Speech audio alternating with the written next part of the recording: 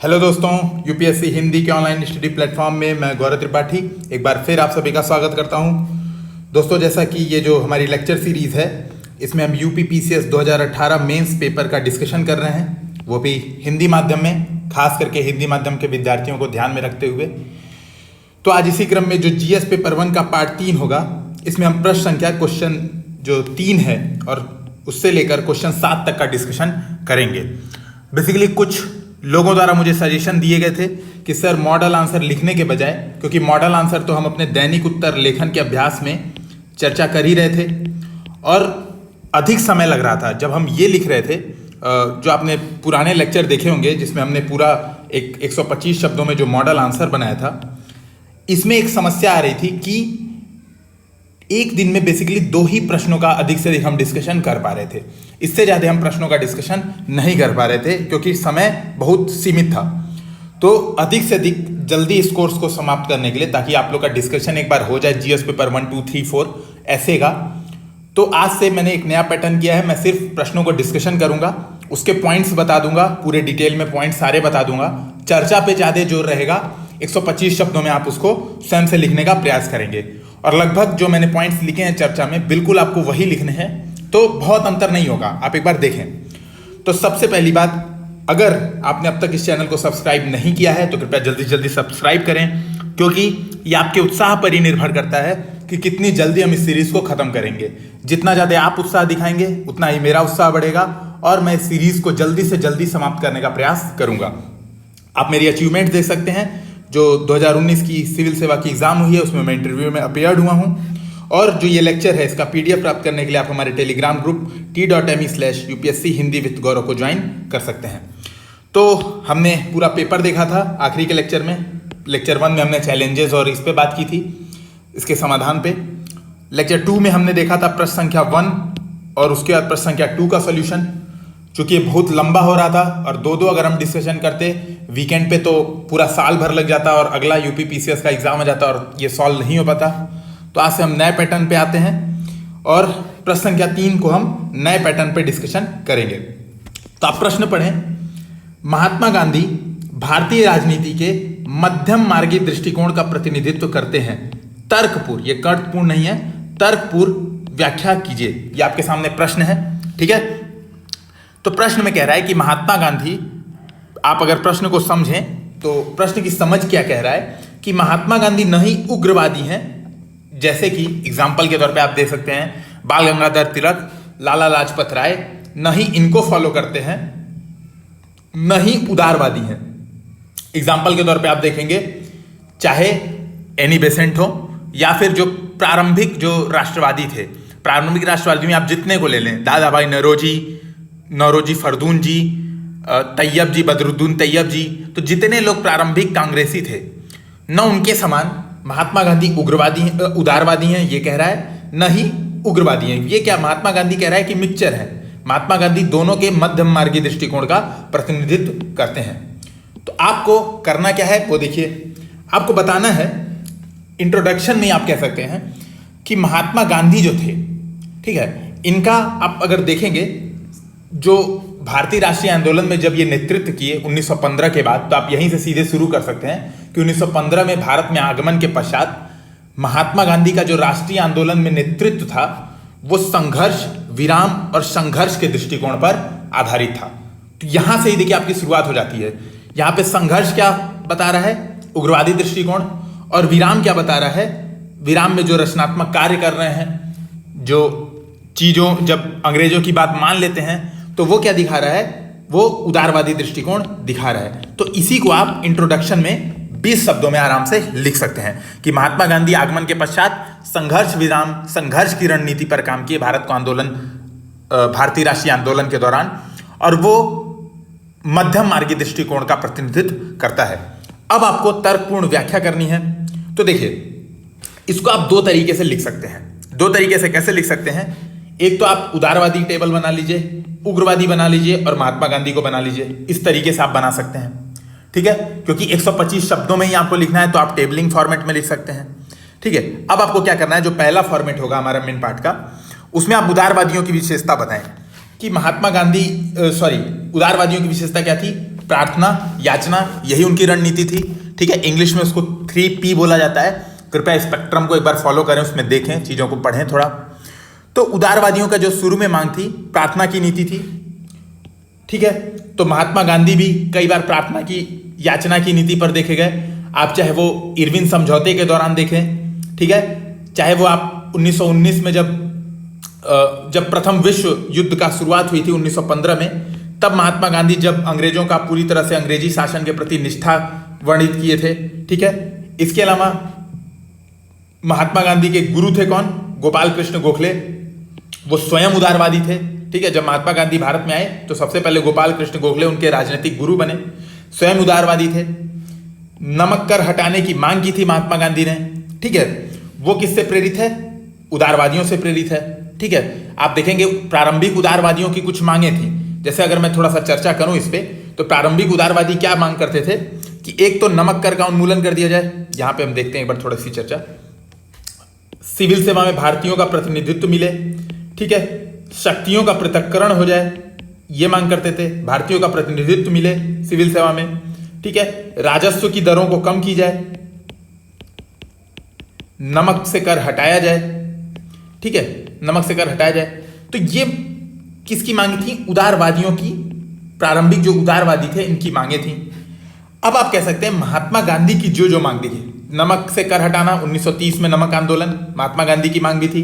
राजस्व की दरों को कम करना, चाहे चंपारण ले लीजिए, खेड़ा ले लीजिए, बारदोली सत्याग्रह। हालांकि बारदोली सत्याग्रह सरदार वल्लभ भाई पटेल द्वारा किया गया था, परंतु महात्मा गांधी द्वारा भी इसको समर्थन प्रदान किया गया था, तो आप इसको ले सकते हैं। ठीक है, चाहे वो सिविल सेवा में भारतीयों का प्रतिनिधित्व हो, शक्तियों का पृथक्करण हो, तो आप चाहे तो इस तरीके से चीजों को बता सकते हैं कि इन चीजों में महात्मा गांधी की उदारवादी दृष्टिकोण का पता चलता है। ठीक है, आप ऐसे बता सकते हैं। उग्रवादी क्या? उग्रवादियों में आप देखें अगर बाल गंगाधर तिलक, लाला लाजपत राय, इसके अलावा जो भी हैं उग्रवादी, अरविंद घोष, आप इनके बारे में अगर सोचें तो इनकी बेसिकली मांगे क्या थी? इनकी यही मांगे थी कि स्वराज, बहिष्कार, स्वदेशी आंदोलन का पूरे भारत में प्रचार प्रसार, स्वशासन आ जाए। ठीक है, होम रूल आंदोलन, ये सब प्रारंभ किया गया था। तो आप इससे क्या कर सकते हैं? इससे बता सकते हैं कि महात्मा गांधी, आप चाहे यहां पे देखें, असहयोग आंदोलन के दौरान महात्मा गांधी ने कहा था कि अगर एक वर्ष में स्वराज प्राप्त नहीं हो जाएगा तो क्या करेंगे? सिविल डिसोबिएंट मूवमेंट चलाएंगे, यानी सविनय अवज्ञा आंदोलन चलाएंगे। स्वदेशी और बहिष्कार, उनकी जितने आंदोलन थे सब में एक महत्वपूर्ण भाग रहा है। इसके अलावा स्वशासन की मांग वह करते रहते थे। ठीक है, जितने भी भारतीय राष्ट्रीय कांग्रेस के अधिवेशन होते थे, स्वशासन की मांग करते रहते थे। ठीक है, उदारवादियों में चाहे आप थोड़ा सा और कोट बता सकते हैं कि अहिंसा की नीति, महात्मा गांधी की जो सत्य अहिंसा आधारित नीति थी वो क्या थी? उदारवादी दृष्टिकोण से प्रेरित थी। और ये कहते थे, आप चौरी चौरा कांड को कोट कर सकते हैं कि चौरी चौरा में ज्यों थोड़ी सी हिंसा हुई, तुरंत महात्मा गांधी ने आंदोलन को बंद कर दिया। तो इस तरीके से आप बता सकते हैं एक टेबल बनाकर। उसके बाद आप चाहें तो इस तरीके से बता सकते हैं, एक दूसरा तरीका कि समय काल बता दें कि चंपारण सत्याग्रह में, चंपारण में गांधी जी आते ही चंपारण गए और चंपारण में क्या किया उन्होंने? सत्याग्रह किया, यानी उग्रवादी दृष्टिकोण। खेड़ा अहमदाबाद में भूख हड़ताल किया। ठीक है, यहां पे भू राजस्व में कमी की मांग लेकर सविनय अवज्ञा आंदोलन किया था। खेड़ा में, अहमदाबाद में भूख हड़ताल किया था। ये क्या है?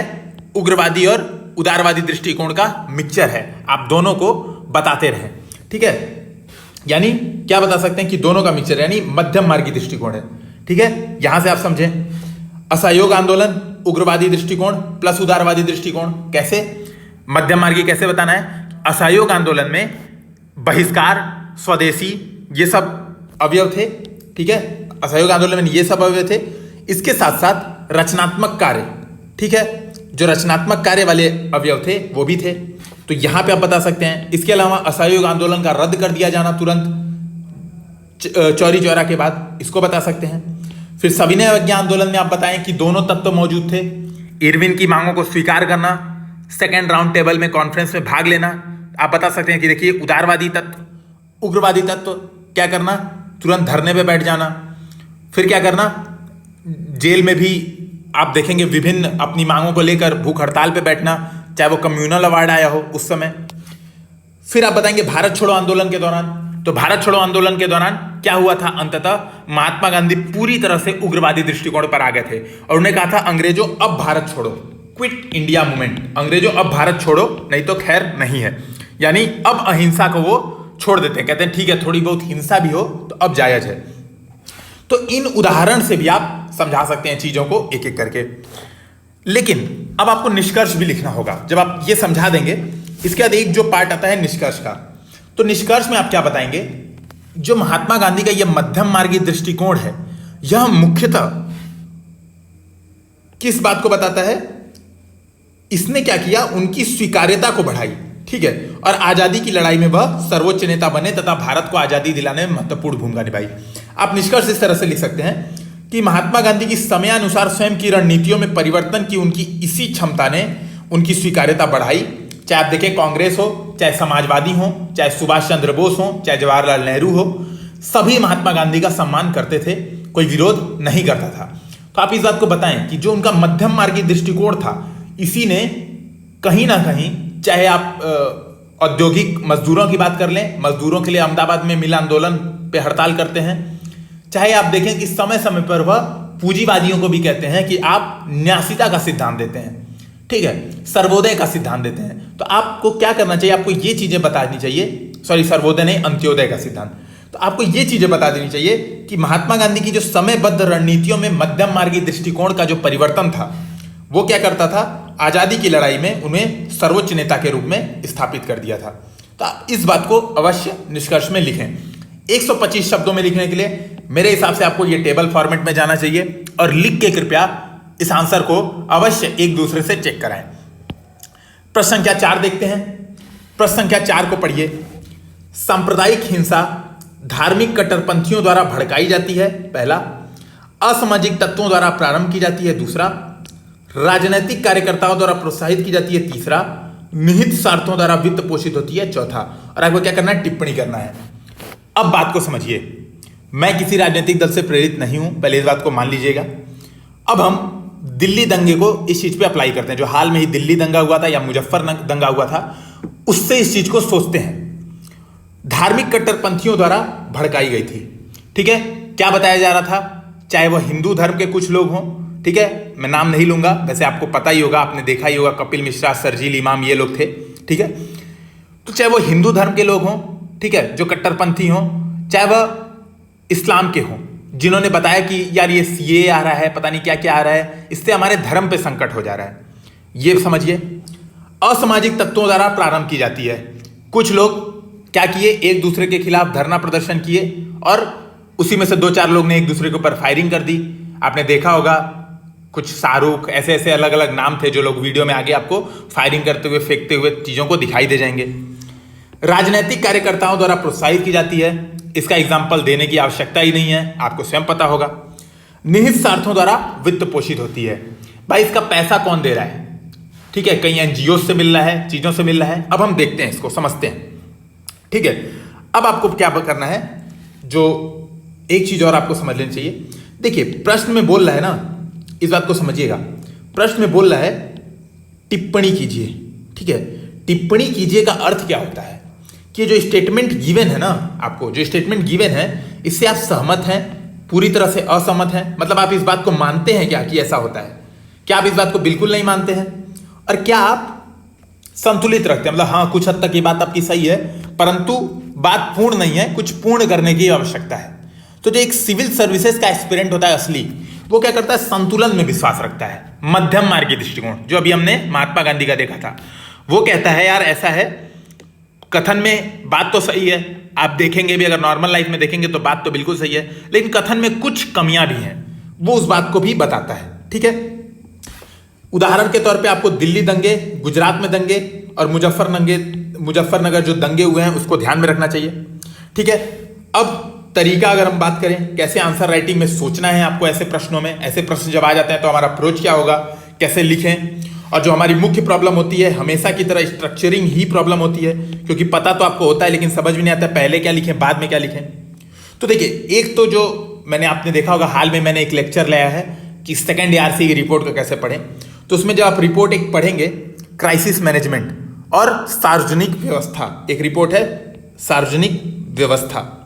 सार्वजनिक व्यवस्था आप पढ़ेंगे तो ये जो सांप्रदायिक हिंसा दिया हुआ है ना, ये सांप्रदायिक हिंसा वहां पे डिटेल में डिस्कशन है, पूरा तरह से डिस्कशन है और कुछ पॉइंट्स वहां पे बताए हुए हैं। क्या पॉइंट्स बताए हुए हैं उसमें? जो सेकेंड ARC में बताया गया है कि सांप्रदायिक हिंसा राजनीतिक संरक्षण के कारण, दोष सिद्धि की कमी के कारण, पुलिस एवं प्रशासन की धीमी प्रतिक्रिया के कारण। यानी मान लीजिए कहीं पे थोड़ा सा तनाव बढ़ रहा है, ठीक है, अगर आप देखें कोई दंगा कैसे होता है, पहले थोड़ा तनाव होता है, ठीक है, तनाव को रोक नहीं लगाते हैं हम तो क्या होता है, वह तनाव बढ़ के दंगा भड़क जाता है, ठीक है, वो तनाव बढ़ के कुछ ऊपर, ये जो लिखा है ना, पहले कट्टरपंथी तनाव भड़काते हैं, ऐसे समझ लीजिए, फिर क्या करते हैं, तनाव को असामाजिक तत्वों द्वारा आग लगा दिया जाता है, राजनीतिक कार्यकर्ताओं द्वारा उसमें पेट्रोल छिड़का जाता है और निहित स्वार्थों द्वारा पेट्रोल की लगातार आपूर्ति यानी वित्त पोषण किया जाता है और दंगा भड़क जाता है।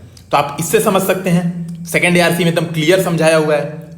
अब रही बात, मैं आपको थोड़ा सा जो मेरा मेथड होता है सोचने का, वो तरीका आपसे डिस्कशन करता हूं, ठीक है। देखिए मेरा तरीका क्या है, हमेशा सांप्रदायिक दंगे को आप रियल लाइफ में सोचिए, ठीक है, कि सांप्रदायिक दंगे क्यों हो रहे हैं। तो आप देखेंगे सांप्रदायिक दंगे क्यों हो रहे हैं, ये मेरा मानना है, विश्वास की कमी। दो कम्युनिटी कोई भी है, एक दूसरे के ऊपर जब अविश्वास होता है, ट्रस्ट डेफिसिट, इसको हम बोलते हैं the problem of trust deficit, और जो ट्रस्ट डेफिसिट होता है तुरंत सांप्रदायिक दंगे प्रारंभ होते हैं। आप देखिए, मान लीजिए अगर मेरा विश्वास है, मेरा दूसरी कम्युनिटी के लोगों पे विश्वास है, तो कोई मुझे कितना भी भड़काए मैं नहीं भड़कूंगा, कि विश्वास की जो कमी है। और अगर आप इकोनॉमिक सर्वे आपने पढ़ा होगा 2018, ठीक है, 2018 पढ़ा होगा, उसमें क्लियरली लिखा हुआ है, अगर आप पढ़ेंगे चैप्टर 1 में जो लिखा हुआ है अदृश्य हाथों द्वारा संपदा का सृजन, उसमें आप पढ़ेंगे क्लियरली लिखा हुआ है कि विश्वास क्या है, सार्वजनिक विश्वास एक सार्वजनिक संपदा है, सार्वजनिक संपदा है, अर्थात यह सबके लिए उपलब्ध है, और जितना ज्यादा विश्वास होता है उसमें धोखे की उतनी ज्यादा चांसेस होती है। और जब धोखा मिलता है, विश्वास जब टूटता है, तो क्या होता है, यही चीजें आती हैं निकल के, कम्युनल हिंसा आती है। तो मैं बेसिकली आपको चीजों को लिंक करना सिखा रहा हूं कि आपको देखिए हर जगह से आप जितना स्टडी करते हैं, जितनी चीजों को पढ़ते हैं, उसको आंसर राइटिंग में आप जितना ज्यादा लिंक करेंगे, जितना ज्यादा यूज करेंगे, वो आपके लिए उतना ज्यादा बेनिफिशियल होगा। तो मेरा मानना यह है कि सांप्रदायिक हिंसा विश्वास की कमी के कारण होता है। ये तो हो गया सोचने का तरीका। अब आपको आंसर राइटिंग में लिखना क्या है, तो देखिए ऐसे प्रश्नों में क्या करना है, आपको एक हेडिंग ये बनानी है। पहले तो इंट्रोडक्शन लिखना है। इंट्रोडक्शन में क्या लिखेंगे आप, कि देखिए सांप्रदायिक, इंट्रोडक्शन में क्या लिखेंगे, दो समुदाय के मध्य विश्वास की कमी से उपजी हिंसा, सीधी बात है, जहां दोनों समुदाय अपनी मान्यताओं के प्रति अंधनिष्ठा से युक्त होते हैं। मतलब कोई मानने को तैयार नहीं है कि हम भाई सब सर्वधर्म समभाव वाली बात कोई मानने को तैयार नहीं है। तो क्या होता है, सांप्रदायिक हिंसा प्रारंभ होती है। यही आप इंट्रोडक्शन में बता सकते हैं। इससे छोटा इंट्रोडक्शन मेरे हिसाब से संभव नहीं है बनाना। अब आपको क्या करना है, जो हेडिंग्स दी हुई हैं वही हेडिंग्स एक एक डालनी है। पहली हेडिंग डालनी है, यह हिंसा, आप चाहे तो एक लाइन लेट करते, हाल ही में जो दिल्ली, मुजफ्फरनगर, इसके अलावा गुजरात में जो सांप्रदायिक हिंसा देखी गई, वह स्टेप 1 धार्मिक कट्टरपंथियों द्वारा भड़काई जाती है। हेडिंग डालें, उसके बाद लिखें धार्मिक कट्टरपंथियों द्वारा भड़काया जाना। क्या लिखेंगे, धर्म की कट्टरपंथी व्याख्या करते हैं, उदाहरण के तौर पर जाकिर नाइक। और ये जाकिर नाइक गवर्नमेंट मानती है कि ये धर्म की कट्टरपंथी व्याख्या करते हैं, आप इसको माने, इसको आप बिल्कुल उदाहरण के तौर पे कोट कर सकते हैं, ठीक है, क्योंकि इंटरपोल ने इनके खिलाफ लुकआउट नोटिस भी जारी किया है।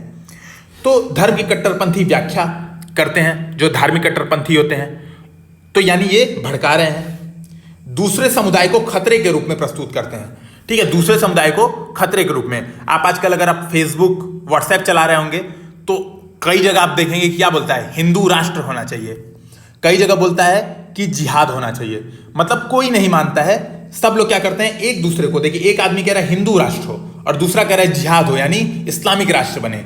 तो दोनों ही एक दूसरे समुदाय को खतरे के रूप में प्रस्तुत कर रहे हैं, यानी धार्मिक कट्टरपंथियों द्वारा बढ़ाया जाना। ये दोनों पॉइंट्स आप लिख दें, ठीक है। दूसरी हेडिंग डालूंगा, असामाजिक तत्वों द्वारा प्रारंभ। देखिए मैं ऐसे ही स्ट्रक्चरिंग करूंगा चीजों को। असामाजिक तत्वों द्वारा प्रारंभ मतलब जो असामाजिक तत्व होते हैं वो क्या करते हैं, सामान्य बातों को हवा दे देते हैं, ठीक है। सामान्य बातों को हवा क्या, भाई मान लीजिए टीना डाबी और मतलब मैं किसी का नाम नहीं ले रहा हूं, जो भी अतहर आमिर हैं, बस एक एग्जाम्पल के तौर पे मैं उनको कोट कर रहा हूं, मेरी वो नहीं है, किसी की भावनाएं भड़काना मेरा उद्देश्य नहीं है। अगर उन्होंने शादी की तो लोग क्या दिखा सकते हैं कि यार ये तो देखो लव जिहाद हो रहा है। सबसे बेस्ट एग्जाम्पल था, इसलिए मैंने आपको दिया और आपके दिमाग में आएंगी ये चीजें। तो लव जिहाद हो रहा है, ये चीजों को भड़काते हैं, मामूली झगड़े को सांप्रदायिक बना देते हैं।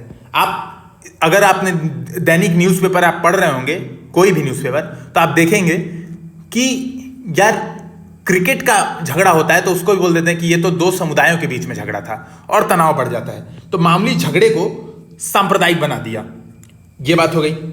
असामाजिक तत्वों द्वारा प्रारंभ होने का दूसरा चीज क्या है? उग्र एवं बेरोजगार युवा।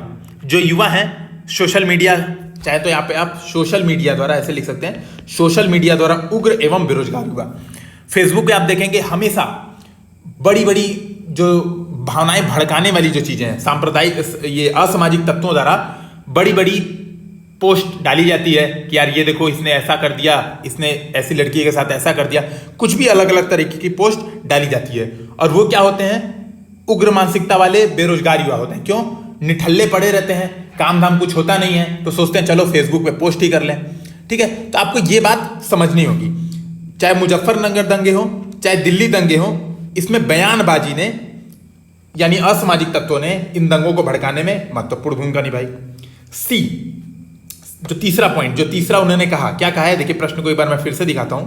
तीसरा उन्होंने कहा है राजनीतिक कार्यकर्ताओं द्वारा प्रोत्साहित की जाती है। तो मैंने उसको क्या समझाया? राजनीतिक कार्यकर्ताओं द्वारा प्रोत्साहित। उदाहरण के तौर पे आप दिल्ली दंगे में बता सकते हैं, अलग अलग राजनीतिक दलों ने इसको प्रोत्साहन दिया। नाम न लिखें कृपया, नहीं तो भावनाएं भड़क सकती हैं। वोट बैंक, ध्रुवीकरण एवं विकास के बजाय डर की राजनीति।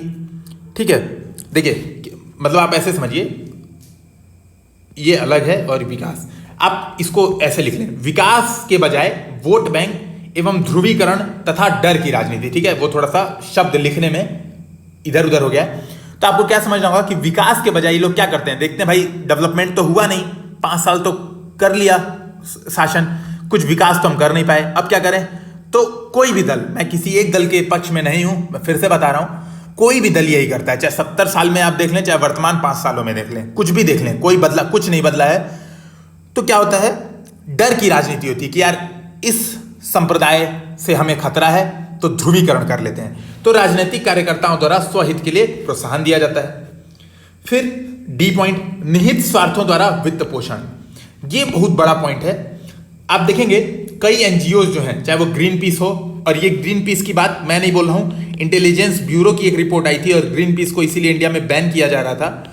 इंटेलिजेंस ब्यूरो ने कहा था कि जो FCRA है, फॉरेन कंट्रीब्यूशन रेगुलेशन एक्ट, इसका दुरुपयोग करती हैं कुछ एनजीओ और भारत की जीडीपी में हर वर्ष 3 से 4% का नुकसान करती हैं। चाहे आप कुडनकुलम में देखेंगे, कुडनकुलम में जो धरना प्रदर्शन हो रहा था, चाहे सांप्रदायिक दंगों में देखेंगे, तो जो फंडेड एनजीओ हैं, आप खुद सोचें कि कोई भी धरना प्रदर्शन देश में चल रहा है, चाहे पैलेट्स, चाहे पत्थरबाजी चल रही है, चाहे कोई भी इतने दिनों तक धरना प्रदर्शन चल रहा है, उन लोगों के पास पैसा आ कहां से रहा है? तो ये जो निहित स्वार्थ वाले लोग हैं, वित्त पोषण इसका कर रहे हैं। राजनीतिक स्वार्थ होता है, ठीक है, इसलिए वित्त पोषण होता है। वो क्यों चाहते हैं? निहित स्वार्थ उनके और क्या होते हैं? एक तो राजनीतिक स्वार्थ हुआ, दूसरा शक्तियों का संकेंद्रण स्वयं के हाथ में रखना चाहते हैं। चाहे वह किसी भी धर्म संप्रदाय के लोग हों, चाहे आप किसी भी धर्म गुरु की बात करें, जो भी ऐसी हरकतें करता है सांप्रदायिक हिंसा वाली, उसका एक उद्देश्य, उसका एक निहित स्वार्थ क्या होता है? अपने पास शक्तियों का संकेंद्रण रखना। तो मैं इन चीजों को बताऊंगा, चारों हेडिंग खत्म करूंगा। अब ध्यान रखें, एक जो महत्वपूर्ण बात है, आपने इस जो कथन है, कथन के पक्ष में चीजें बताई कि बिल्कुल सही बात है, कथन अलग अलग चीजें सही कह रहा है। अभी आपको बताना है, हालांकि कथन संपूर्ण नहीं है। और संपूर्ण कैसे करना है? अशिक्षा, बेरोजगारी आदि, ठीक है, ये क्या करती है? इस जो हिंसा है इसमें हवा का काम करती है। हवा यानी हमेशा ऑक्सीजन, ठीक है, पेट्रोल तो डलता ही है, लेकिन इसको हवा भी जरूरी है ताकि ऑक्सीजन मिल पाए आग जलने के लिए। इसका क्या क्या कर रही है? अशिक्षा और बेरोजगारी देश में इस बात को और बढ़ा रही है। ठीक है, जो साइंटिफिक टेम्परामेंट है, आप चाहे आर्टिकल 51 ले लें, इसको आप चाहें तो लिख सकते हैं निष्कर्ष में। ठीक है, आर्टिकल 51A हमारा क्या कहता है कि भारतीय जो नागरिक है, मूल कर्तव्यों में कहा गया है, भारतीय नागरिकों को साइंटिफिक टेम्परामेंट डेवलप करना चाहिए स्वयं के अंदर। तो ये बात ध्यान रखें तो नहीं है। ठीक है, इस बात को भी अवश्य लिखें। अब आपको निष्कर्ष में कुछ समाधान अवश्य बताना होगा, तब आपका उत्तर कंप्लीट होगा। और समाधान क्या होगा? सांप्रदायिक हिंसा पर कानून एवं दंड तथा आसूचना आदि तथा विश्वास बहाली के शीघ्र उपाय किए जाएं। और इस निष्कर्ष को आप सेकंड ARC से अवश्य देखें। ठीक है, सेकंड ARC बेसिकली यही कहता है कि सार्वजनिक विश्वास की जो कमी है उसको बढ़ाना बहुत आवश्यक है। ठीक है, तो ये हमारा जो चौथा प्रश्न है वो भी समाप्त होता है। उम्मीद है आपको समझ में आ रहा होगा अब तक, नहीं तो कमेंट सेक्शन में बताएं, मैं फिर से कुछ कोशिश अलग तरीके से करूंगा। पांचवा प्रश्न है, भारत में स्त्रियों की बदलती परिस्थिति का मूल्यांकन कीजिए। प्रश्न पढ़ें। अब जो फिर से समस्या आएगी हमारे पास कि यार स्ट्रक्चरिंग क्या करें। तो देखिए, दो चीजें हैं अगर मैं यहां पे बताने की कोशिश करूं। एक तो पहली बात, परिस्थिति बदल क्यों रही है भाई, परिस्थिति बदलने का कारण क्या है। ठीक है, वो चीजें आपको सोचनी है। तो कारण क्या है, आपने अगर आंसर राइटी की क्लास अभी तक कर रहे होंगे तो उसमें भी मैंने डिस्कशन किया है कि भारत में कुछ भी सामाजिक परिवर्तन हो रहा है, जो भी आधुनिकीकरण हो रहा है, वह बेसिकली शहरीकरण, आधुनिकीकरण, वैश्वीकरण आदि के कारण में परिवर्तन हो रहा है। अब भारत में स्त्रियों की परिस्थिति मतलब सोशल, या आप ऐसे कह सकते हैं स्टेटस। ठीक है, स्टेटस, फेसबुक और व्हाट्सएप वाला स्टेटस ये नहीं है, ये स्टेटस है, मतलब समाज में आपकी स्थिति क्या है। तो बोला है परिस्थिति का मूल्यांकन आपको करना है, वो भी बदलती परिस्थिति का, यानी कुछ बदलाव हो रहा है। और बदलाव दो तरीके से हो सकता है, पहला सकारात्मक बदलाव और नकारात्मक बदलाव। तो आप चाहें तो एक हेडिंग इस तरह से डाल सकते हैं कि सकारात्मक बदलाव, और दूसरी इस तरह से डाल सकते हैं नकारात्मक बदलाव, और इसमें अलग अलग पॉइंट्स लिख सकते हैं। या तो आप दूसरा तरीका यूज कर सकते हैं जो मैंने किया है। मैंने पहले इंट्रोडक्शन में बताया कि इंट्रोडक्शन यही दिया कि वर्तमान भारतीय समाज शहरीकरण, आधुनिकीकरण, वैश्वीकरण की प्रक्रिया से एक संक्रमण के दौर में गुजर रहा है। इससे अन्य सामाजिक जो वर्ग हैं उसके साथ साथ महिलाओं की परिस्थिति में सकारात्मक एवं नकारात्मक बदलाव आए हैं। ठीक है, मैंने ये बताया, लेकिन मैंने हेडिंग क्या डाली, आर्थिक, सामाजिक। देखिएगा, आप एक बार पैटर्न अगर समझ जाएंगे तो आपका आधा काम तो यूं आसान हो जाएगा चुटकियों में। ठीक है, रहते रहते थोड़ा सा हैंग शुरू हो जाता है। और तो आप इस बात को समझें कि मैंने क्या हेडिंग डाली, आर्थिक, सामाजिक, राजनीतिक। ठीक है, ये तीन हेडिंग मैंने डाल दी। अब आप सोचेंगे मैंने ये तीन हेडिंग कहां से लाई, तो इस बात को समझिए, मेरे दिमाग में था वर्ल्ड इकोनॉमिक फोरम की ग्लोबल जेंडर गैप इंडेक्स। और वर्ल्ड इकोनॉमिक फोरम की ग्लोबल जेंडर गैप इंडेक्स में क्या कहा गया है, देखिए प्रीलिम्स में भी ध्यान में रखें कि वर्ल्ड इकोनॉमिक फोरम जारी करता है। ये जो ग्लोबल जेंडर गैप इंडेक्स है, ये तीन चीजों पर महिलाओं की स्थितियों का मूल्यांकन करता है, यानी जेंडर गैप का मापन तीन चीजों पर करता है, आर्थिक, सामाजिक में क्या, स्वास्थ्य एवं शिक्षा, और राजनीतिक। ठीक है, और मैंने राजनीतिक भागीदारी, मैंने उन्हीं तीनों चीजों का यहां पे हेडिंग के रूप में प्रयोग कर लिया, जिससे मेरा काम आसान हो गया। ठीक है, यानी मैंने ये चीज से निकाल लिया, है ना। और देखिएगा अभी मैं इसको भी यूज करूंगा निष्कर्ष में। अब क्या है, आर्थिक में सकारात्मक परिवर्तन को मैंने रेड से दिखाया है, नकारात्मक परिवर्तन को मैंने ब्लू से दिखाया है। तो अगर आप आर्थिक स्थिति की बात करें तो सकारात्मक परिवर्तन क्या हुआ है, अब महिलाओं को अधिक अवसर हैं, उच्च पदों की जॉब आप देखेंगे, मैनेजमेंट की जॉब अधिक मिल रही है। इसके अलावा आप देखेंगे ग्रामीण क्षेत्र में महिलाओं को संपत्ति का अधिकार मिला है, थोड़ा सा बढ़ा है आप देखेंगे तो।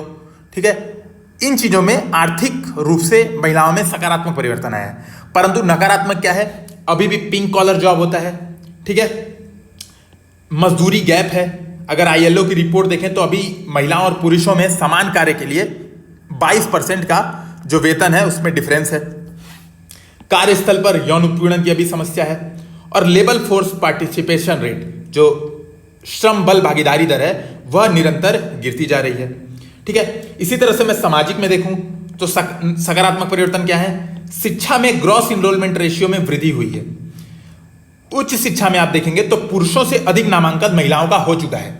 ठीक है, जीवन प्रत्याशा में वृद्धि है, ये मैंने शिक्षा की बात कर ली। स्वास्थ्य की देखिए, जीवन प्रत्याशा एवं विवाह की उम्र में सुधार हुआ है। ठीक है, परंतु नकारात्मक में क्या हुआ है, stem, science, technology, engineering and management में अभी भी महिलाओं की न्यून भागीदारी है। महिलाएं अभी भी शिक्षित बेरोजगार हैं, ठीक है, शिक्षा प्राप्त किया, लेकिन यहां पे मैंने क्या बताया, लेबर फोर्स पार्टिसिपेशन रेट में कमी आई है। अभी भी एनीमिया, कुपोषण, मातृत्व मृत्यु दर भारत में अत्यधिक है। तो मैंने ये बताया कि नकारात्मक बदलाव। राजनीतिक में क्या बताऊंगा, सकारात्मक में पंचायती राज इंस्टीट्यूशन में 44% भागीदारी, लोकसभा में 14% भागीदारी, विधानसभाओं में 10% भागीदारी, यानी राजनीतिक भागीदारी में महिलाओं की वृद्धि हुई है। परंतु अभी भी मुखौटा प्रधानपति, लोकसभा में बहुत ही न्यून प्रतिनिधित्व, भाई 14% ही प्रतिनिधित्व है, ये समस्या अभी भी विद्यमान है। तो मैंने देखिए परिस्थिति का मूल्यांकन कर दिया, ठीक है। अब मैं क्या बताऊंगा, भाई सरकार कुछ तो कर रही है ना, सरकार कोई चुनौती है तो सरकार भी तो अपनी तरफ से कुछ समाधान कर रही है। तो मैं क्या करूंगा, एक यहां पे ऐसे बनाऊंगा गोला, सरकार के प्रयास लिखूंगा और एक दो चीजें जो मुझे योजनाएं सरकार की याद होगी, जो भी आपको याद है, जैसे जेंडर बस्टिंग, बेटी बचाओ बेटी पढ़ाओ, सबला योजना, ठीक है, सेल्फ हेल्पिंग ग्रुप को प्रोत्साहन देना, जो भी चीजें आपके दिमाग में आप यहाँ पे चाहे तो बना सकते हैं 1 2 3 4 करके। निष्कर्ष क्या लिखेंगे, निष्कर्ष आप लिखेंगे सकारात्मक बदलाव देखने को मिला है, परंतु इसे तीव्र गति से किए जाने करने के लिए सशक्तिकरण से समृद्धि एवं ग्लोबल जेंडर गैप इंडेक्स का आपको यूज करना है। और ग्लोबल जेंडर गैप इंडेक्स का क्या यूज करना है, ऐसे आप निष्कर्ष लिखें, थोड़ा निष्कर्ष को समझें। निष्कर्ष आप ऐसे करेंगे कि भारत में महिलाओं का सकारात्मक जो बदलाव है, सकारात्मक परिस्थिति में बदलाव देखने को मिला है, परंतु ग्लोबल जेंडर गैप इंडेक्स के आंकड़ों को देखें तो अभी भी भारत की इसमें रैंक 108 है, जो कहता है, जिसके अनुसार भारत को 180 वर्ष लग जाएंगे महिला पुरुष समानता के लिए। ठीक है, मैं जस्ट थोड़ा सा समझा रहा हूं, इसको आप अपने शब्दों में 20 से 25 शब्दों में लिख लें। 180 साल लग जाएंगे और भारत को इक्वेलिटी प्राप्त करने के लिए। तो आपको यह बताना है कि इस दिशा में सरकारी प्रयासों को तीव्र गति से लागू करने की आवश्यकता है, और इस तरह से आपका निष्कर्ष कंप्लीट हो जाएगा।